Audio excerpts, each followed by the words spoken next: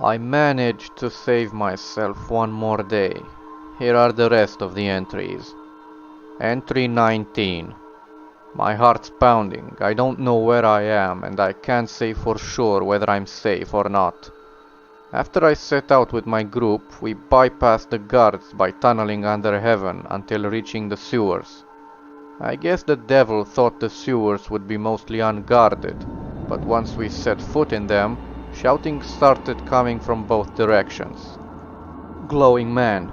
My heart dropped. There was nowhere to duck. I shot at the man, relieved to see them combust. As we trekked through the dimly lit sewers, I took note of how terrible it smelled. It didn't matter so much every time we neared a corner. My adrenaline level skyrocketed. Would there be glowing men waiting for me? Would I live? I resorted to just shooting blindly around the corner. It worked 5 times. Eventually, we reached a drain one of my group members claimed was the first one from the city. She told me to follow behind. Since they could hover, they'd just fly up out of the sewer. Since I couldn't hover, I'd climb. But I'd be guarded in a circular formation. From there, I would shoot any angel coming overhead. Easier said than done, though. I need to stop expecting ease of force from my end. Once I climbed up to the street, the sonic booms began. A dozen angels flew above the street. I opened fire from my life, taking out each angel as they flew close enough for me to hit. I barely paid attention to what was happening on the ground around me. All I heard were booms, shattering glass, car alarms, and shouting from all directions. At one point, I needed to take cover. I looked around and saw all the chaos. I ran through a shattered shop window and hid behind a table. An angel landed on the ground. I shot at it. It combusted. Then another angel revealed itself. A deep male voice hit my right ear. "Hey, you from the kingdom of the devil? Or are you of God?" I looked to my right and saw an elderly man pointing a double-barrel shotgun at my head. Some shouting echoed in from outside. I looked and saw 2 angels sprinting towards the shop. "Are you of God? Answer the damn question!" I jumped out from behind the table. The 2 angels' eyes widened. They aimed their guns right at me. I grabbed the shotgun wielder by the hips and pulled him in front of me. He combusted into white flames while I jumped behind his desk for cover. I jumped up and fired at both of the angels. Both of them combusted as well. The war went on for weeks. Those weeks weren't so different from weeks I spent fighting wars in the past. In the middle of week 4, I woke up as the sun began shining, and noticed how silent the city was. Perhaps all the civilians had evacuated. During my journey through the war-torn city, I came across a restaurant with shattered windows. I took a look inside. The tables were all lying on their sides, with food strewn all over the floor. As I looked around, a wet screeching noise echoed from the city. I looked up, and a giant ophanim was about to fly overhead. My heart sank. I jumped through a shattered window to hide in the restaurant. I knew it took several bullets to take out a small ophanim, but I couldn't imagine what it would take to bring down a giant one. The dreadful sound of the ophanim peaked, but once it began to pass, I took note of a television on the far end of the room. I walked up to it and switched it on, hoping to get some news updates. I flipped through the channels until I found a broadcast showing a giant ophanim hovering above a city I couldn't recognize. Many of the skyscrapers in the city were on fire. Then explosions rocked about 10 or 15 of the skyscrapers, taking each of them down. Meanwhile, fires were spreading like crazy across the surrounding forest. And with that, Heaven's final option is hammering the city at the center of hell. The destruction of evil in the name of God has begun. I watched in horror. Heaven's final option? Innocents are dying. People are being tortured. As I fumed, I heard the sound of somebody stepping on a piece of glass outside. I didn't have time to turn my head before I blacked out. I woke up in someplace dark. Feeling around, I felt a cold, hard-tiled floor. What room was I in? Who captured me? I felt around some more and found a lamp. I switched it on, revealing the room I was in. Torn up papers, photos, and posters were strewn all over the ground. Entry 20. After writing up the last entry, I looked through the torn up papers. Some of them depicted God, Jesus, and different angels. Others were pages from the Bible. I held one of the torn pages and read half of what was on it. I crumpled it up and threw it at the wall. The door creaked open. I jumped, hoping it wasn't one of those glowing men. I grabbed my gun and aimed it at the door. I was relieved to see it was a non-glower. She had black hair and looked to be in her mid or late 20s. Her eyes widened. "No, it's okay," she said. "I'm on your side. Your fellow soldiers are going to be back soon." I was relieved, but I didn't know who she was. Was she associated with the devil, or was she someone else entirely? So I asked her. "Eve," she said, "your fellow soldiers need you." "I know they do," I said. "We have creatures to eliminate." "You've already pretty much won the war. Don't let your guard down, though, because the angels avenging God are destroying hell as we speak.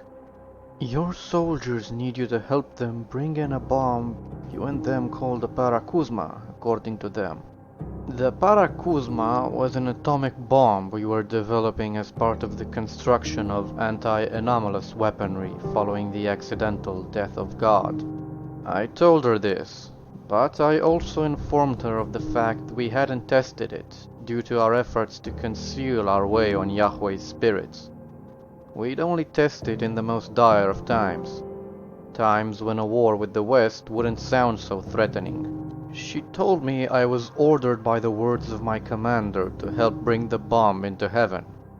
I told her I needed to be shown something official just in case, even though she already knew of the weapons development project at all. She brought me into a very large room with shiny marble walls, a high ceiling with 3 skylights, and a marble-tiled floor. Several of my comrades were conversing with each other in the corner. Some recognizable from previous missions, and others not. One of the ones I recognized, Dmitri, told me the order was legitimate. Then he told me we needed to get back to the portal. A pit formed in my stomach. "Is it still open?" I asked. "How far away is it from here? Where are we?" "Yes, it's still open," Vladimir said. "The devil has our backs though. Don't worry, now get prepared." My comrades left the room, leaving me alone with Eve. Eve walked over to a gold-plated chest that sat a little over to my left. She opened it up, reached into it, and pulled out a stone with words engraved into it. She then placed the stone on the floor, in front of her. "What does it say?" I asked. "They're the 10 Commandments," she said. "Well, 5 of the 10. The other stone is still in the chest. I'll be taking care of that one right after I take care of this one." She brushed her hair back with her hands. I wasn't sure what she meant when she said she'd be taking care of them. That was until she pulled a jagged rock out of her pocket, bent down towards the stone, and began to scrape the first commandment where it was engraved in the stone, leaving white scratches. "I don't know if you've read my story, but I was the one who was manipulated into eating an apple," she said. "Adam was responsible for me, and blamed me for him failing to be responsible. Adam was punished, and so was the serpent. But so was I." She began to scratch out the second commandment. All that apple contained was knowledge on how to separate good from evil. That's what God wanted to keep hidden, and he expected us to know any better? The devil wants to set up a new kingdom led by a new leader, and there's been some talk of me most likely being that next leader. If so, I'm going to undo all the terrible things Yahweh did. She moved on to the next commandment. The third one, scraping it like no tomorrow. Job refused the position. He said he just wants his livelihood back. Adam finally realized what he was doing when he blamed me for him not taking responsibility. And the devil told me he doesn't plan on being the next leader. So that leaves me. Isn't the devil very powerful too? I asked. Not as powerful as you may think, she said as she began to scrape the fifth commandment. He's not the exact opposite of God. He just worked for God. At some point he realized how shitty God was and rebelled against him and his order. He's more of a political influence now. But anybody can be God with a specific piece of knowledge. My comrades entered the room. I walked up to them, determined to get the rest of the fight over with. One I was more familiar with, Dmitri, looked into my eyes. You ready, Artyom? He asked. Yes, this place is very chaotic. Almost everything here has thrown me off guard. But if I keep up my willingness to fight and defend, I should be able to defend myself against those atrocious creatures. My comrades all nodded their heads in agreement. Despite the agreement, there was something else on my mind. My location.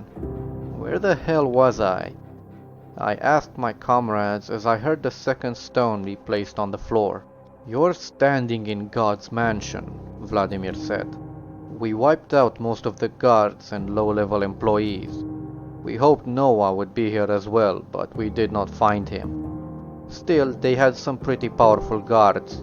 It took minutes to kill some of them, but we pulled it off. We can now sincerely say the throne of God is occupied. Where's the devil? I asked.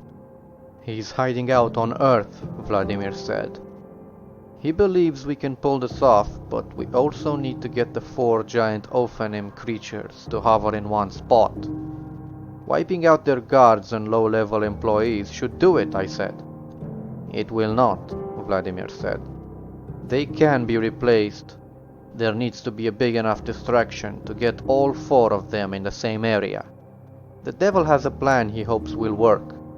He didn't tell us what it was, so it must be a job for a smaller set of higher-up individuals. He hopes? I asked. There's a 60% chance it will, he says, Vladimir said. We are dealing with powerful beings here, remember. How powerful is the Parakuzma? I asked. Is it anything like the AN-602? It's twice as powerful, comrade, Vladimir said. Are the devil and Eve going to be hiding in a shelter? I asked. The devil told me that he, Adam and Eve will be hiding out on Earth, watching Heaven's central city get vaporized, Vladimir said. Well, alright then, I said. Let's continue. We must wait for the devil's comrades to arrive, Vladimir said. Remember, I know, I interrupted. We're bags of flesh going up against anomalous beings. But now that we have more time to discuss things, what do you think the effects of this will be? We've discovered interdimensional travel. It happened to be this dimension of all the possible ones. And if the West finds out what we've been doing, they'd hold it against us. We'll see where we go from here, Vladimir said. I nodded my head in agreement. This did feel like the beginning of something, and I was going to experience it.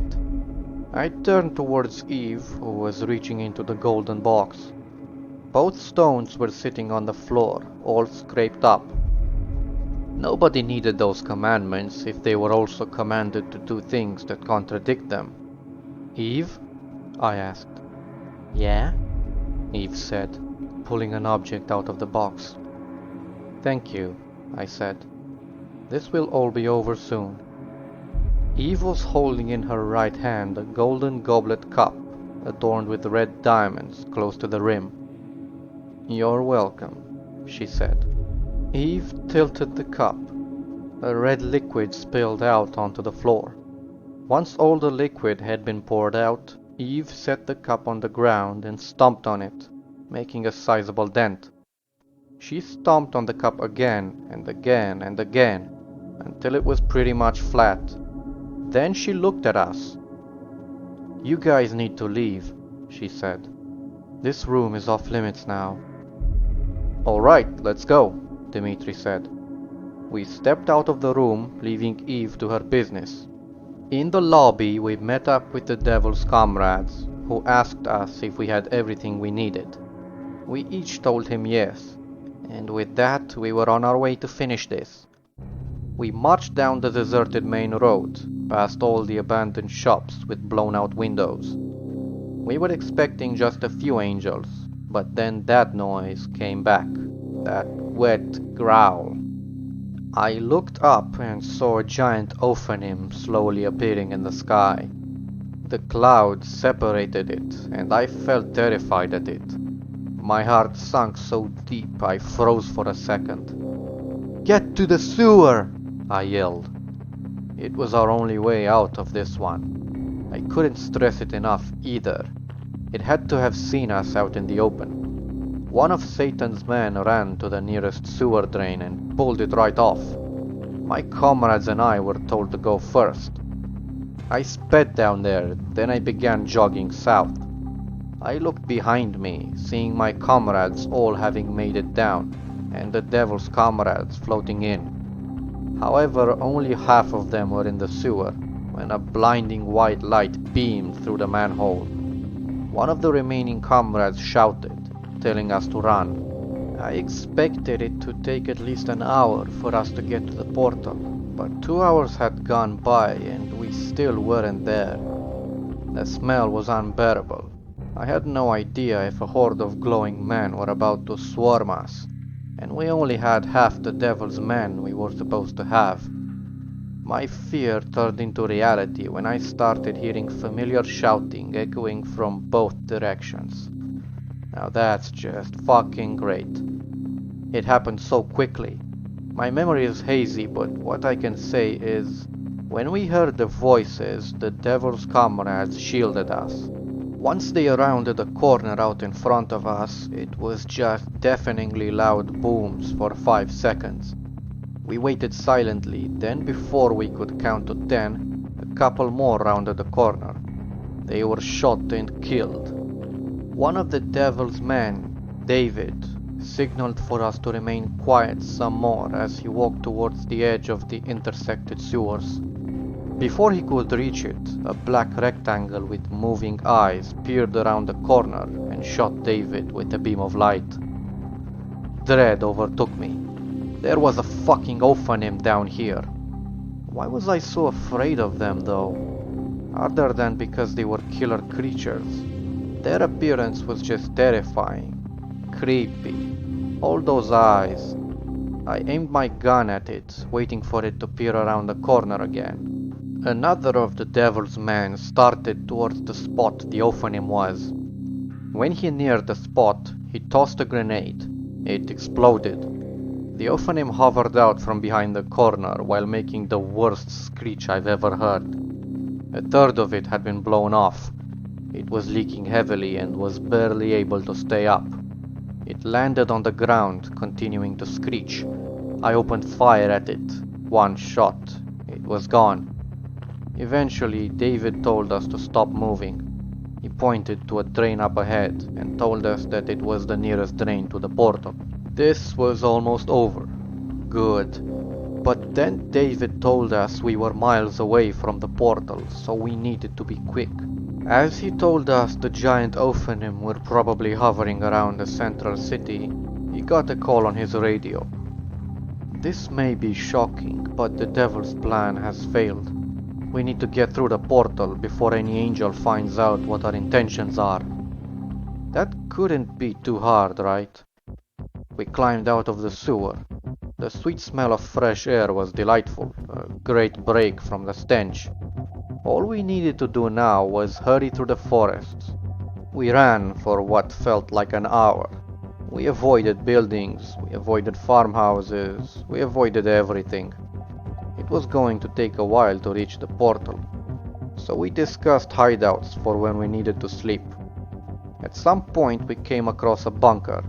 David told us to get inside. Before I could step in, Somebody was shouting in our direction. "What are you people doing with my shelter?" I looked to my left and saw a farmer. "Training," I lied. He picked up a shotgun and aimed it at me. "You guys look like those invaders. Get out of here or I'm calling the police," he shouted. In defense, I shot him. He combusted. I stepped into the bunker where I met up with my comrades. After we woke up, David told us we could pile into the pickup truck in the driveway and proceed with the rest of the trip. He insisted on protecting us on our way there. There were 6 Soviets, including me, so 2 could sit in the front, and 4 could sit in the bed of the truck. Seemed simple enough. After breakfast, we made our way to the truck. My comrades and I hopped into the truck, while the Devil's Men took their positions around the truck. Then we began our journey down the roads of the farmland. Adrenaline rushed through me as I thought about the possibility of being found and vaporized by a giant Ophanim.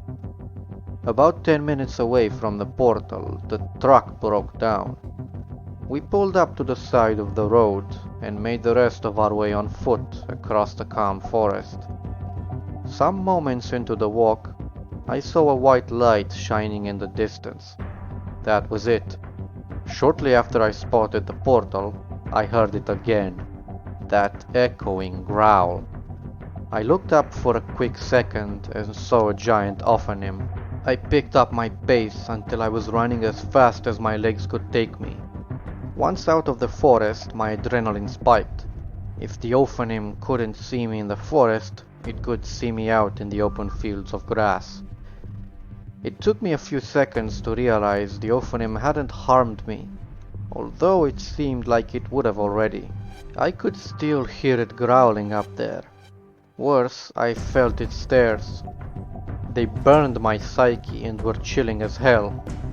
I reached the portal and, without looking back, sprinted through it. I didn't mind at all the transition from the warm climate to the snow and freezing air. The second before I ran through the portal, I felt 4 sets of eyes staring at me from behind, followed by 4 thuds behind me as well. The air got warmer too. I didn't have much time to think about it, as I needed to get to the arsenal in which the Parakuzma missile was housed. I was then ordered to guard the portal, so I went over and stood by it. While on guard, a gruesome and terrifying statement was made to my comrades and I. It didn't change what I thought about heaven or God, not at all. In fact, it made it all a whole lot worse. It happened so suddenly. I happened to be glancing at the portal when a human skeleton covered in ash was wheeled out by a flaming man. It's hard to describe where his flames began and his body ended. The air heated up like an oven in his presence though. He gave me a smirk and then he said, "Let this be an example of what will happen if any of you step into heaven again. The flame consumes the wicked." He turned around and stepped through the portal back into heaven. The air began to freeze, but my disgust wasn't going anywhere. Once my comrades arrived with the missile, it was pointed out the portal was in the wrong position to fire a nuclear missile aiming for the center of heaven. So we put the machines powering the portal up on a platform, then connected the platform to a helicopter. Once the helicopter had lifted the portal high enough, we carefully aimed the missile at the needed angle. Within minutes, we got 3 of our commanders to vote on the decision to covertly launch the missile. All 3 of them voted to proceed with the launch. It was time. Not a minute after the vote, the missile was launched. It flew through the air without an issue, gliding perfectly. It flew through the portal, then the portal closed. The platform was slowly lowered back to the ground, then disconnected from the helicopter. It was determined that the city would be far enough away to make a quick observation from the heaven side of the portal. However, remembering what the flaming person presented, my heart dropped. I didn't want my comrades to be incinerated. I showed them the skeleton. I told them what happened. "What was his name?" asked my commander. "I wasn't told," I said. "But the fact we can't recognize them says enough." "How will we know if we've succeeded?" I had enough with this. If this was where traveling through portals was going to take us, I might as well go back to my regular life, the one already full of near-death experiences. "I'll go take a look," I said. "If I don't come back out, we probably failed." I stepped up to the portal. Expecting to be met with excruciating pain, I stopped. Wanting to let my comrades know we won, I stepped through the portal. The first thing I saw was a huge mushroom cloud. The wind was still blowing from the explosion, but it had clearly died down by the time I arrived. Two giant ophanims were lying still on the ground, burning up in flames. Their eyes were lifeless and grey. A third ophanim floated erratically through the air, left to right. It too was up in flames, but not as much as the other two were. The flames were definitely spreading though. I smiled for the first time in months. The wild beasts were dying. As I looked up in relief, a flame caught my attention. 4 separate fires were spreading across the grass. Adrenaline rushed through me. The giant ophanim let out an echoing screech, chilling enough to catch my full attention. I looked up and saw the colossal creature hurling towards me. My heart sped up. I leaped backwards through the portal, tripping and falling backwards into the snow. My comrades cheered. Despite the fact I was still alive, I was still in a panic. I got up on my feet and shouted at my commander, telling him to shut the portal. I explained what I had seen, then everyone grit their teeth. The portal was then shut before any fires or ophanim debris could get through. Entry 21. I can finally start a new entry. I took a break from writing for a couple days after the end of the war. The central government is going to cover up the loss of 1.5 million soldiers for the sake of not heightening tensions with the West. It's not something we usually do, but the situation we went through was nothing usual. It was an incident we don't want to talk about. The mechanics are just too confusing. Entry 22. I never thought I'd pick up this journal again. This is November 16th, 1964. Minutes ago, I found a film in my basement that I didn't see yesterday. All set up and everything. The film was in color and began in a field of grass. In the distance was a forest. Further off in the distance was the skyline of a metropolis that lined up the horizon. Then there was a flash of light. The light dissipated and in the distance was a growing mushroom cloud. The film ended with a total run time of 15 seconds. It was amazing to see the actual explosion. That was a major historical moment for them. The film came with a letter. This is what it read. Artyom, thank you for assisting my people in the uprising. The new god in power has sealed off my reality from those entering with malicious intent. So I can let you know what I wanted you to know, but waited for the right time to tell you. I knew the right time would be any time after I received your help, as you would have likely taken criticism terribly. What I want you to know is, you and your fellow Soviets need to know torture is never okay. I'm not sure if you're guilty of it yourself, but if you are, please change your view on it. The Soviet Union is guilty of many of the things it criticizes. Sincerely, the one they call the devil. All I'll say is, I'm glad I started out as a draftee rather than a blunt psychopath. I wonder how things are going in heaven, hell, and earth. Hopefully, everyone's in a better place than they were before.